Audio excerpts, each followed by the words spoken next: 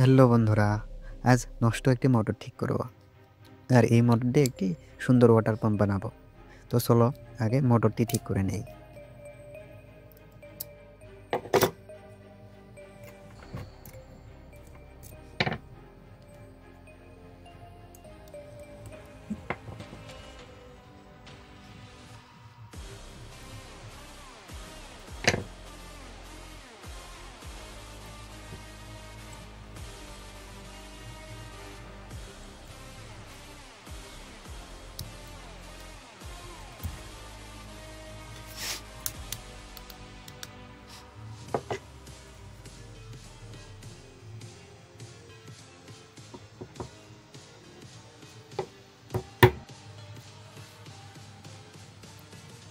তো বন্ধুরা, এর সেকেন্ড পার্টে তোমরা দেখতে পাবে আমি এটা দিয়ে কিভাবে একটি ওয়াটার পাম্প বানালাম।